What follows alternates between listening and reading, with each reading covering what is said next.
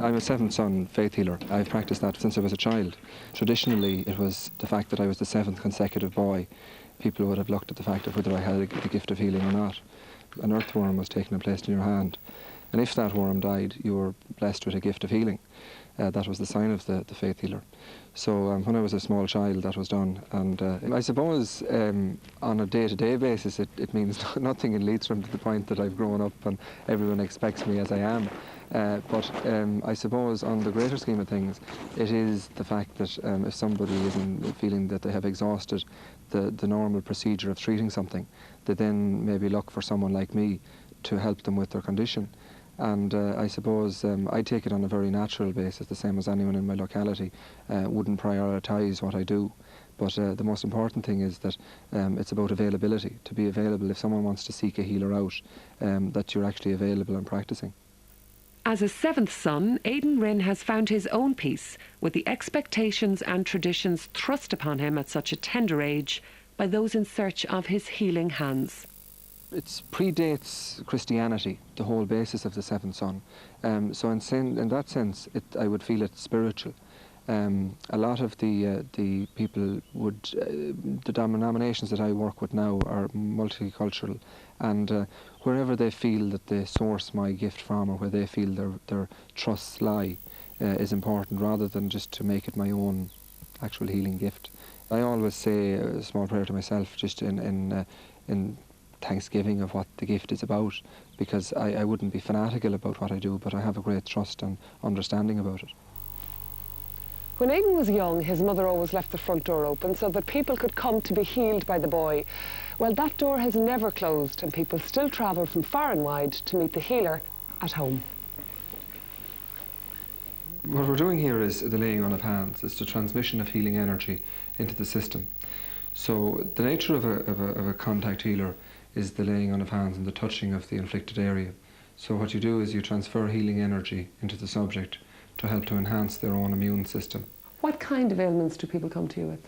Normally, these days with the adults, it's mainly a lot of dermatology problems, a lot of pains, but in the recent years, a lot of stress and tension-related conditions because of the nature of society and how it's becoming more active and people under more stress. There is a tendency for anxiety, stress, and related conditions to that, underlying problems that stem from the immune system being depleted. Children, normally what you'd see back 15, 20 years ago was the eczema, dermatology. Now it's more colic, respiratory, and the colic seems to be one of the more common conditions that children are becoming increasingly more aware of. Today, the normal fee is €20 for a consultation. Prior to that, before the euro came in, for example, it was always left to a gratuity. But unfortunately, with the way expenses have come in because of the euro, it affected everybody, including faith healers. So hotel expenses, travelling expenses, everything. So I try and keep it to a minimal fee, and the best way of doing that for me to know how I am at the end of the week is a fee of €20 for the consultation.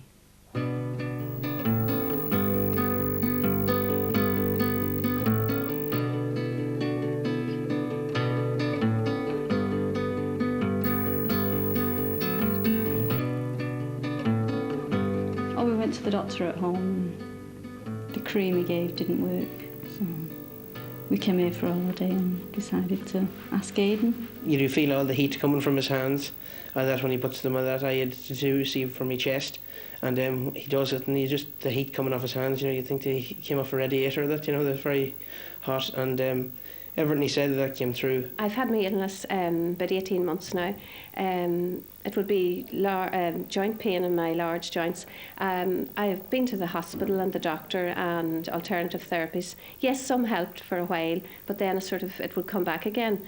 And I suppose maybe with lifestyle and one thing and another and work and a busy household. And I really then felt then I would come and see Aidan, and I feel that it would really help me because I have the faith and I think I'll get cured. The day job for Aidan is also a passion, and he considers the family farm no less a calling than his healing.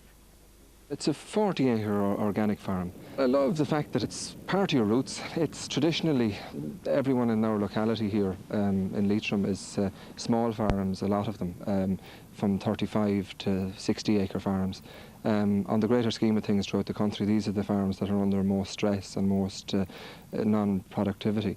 So whereas it's really the tradition that's keeping it going. And it's like, if we can produce something that is marketable, we'll gladly stay with it for as long as possible. But I don't think really anyone, forestry probably would be one of the other methods that people are looking at, but it's something that the hands-on approach of dealing with the earth and working with the farms and the organic side of things is really the passion that you have. It's not about economics really in that sense. Why did you decide to go into organic farming? Mainly because the nature of the land here would suit it. As well as that, it's to produce a product that I felt was accessible to people and was a better way to go, trying to get more consumers to look at the organic side of things. I'd be concerned about the genetically modified foods and the way that they're looking to license it to grow it in this country. We have no track record of what the outcome of what these foods have to offer.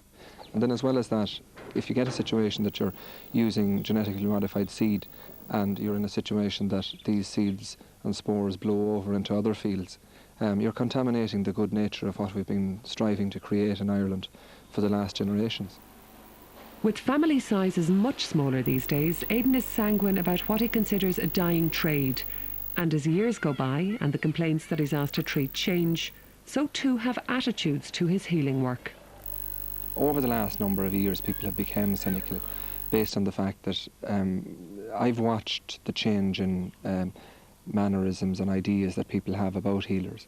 And I suppose everything is becoming so fast and material and life is just whizzing by that everyone needs the scientific evaluation of everything. So when they look at people like me, they feel that there is no scientific evaluation, that it's based on trust. And sometimes people will have difficulty placing their trust in something that isn't professional or isn't scientific. Will you ever retire, Aidan? But good healer would never retire, based on the fact that he's available. And I suppose when the last knock comes to the door is the time that you're retired. But hopefully I'll be around for long enough more to be able to do more work. Yeah, that's perfect. Very good.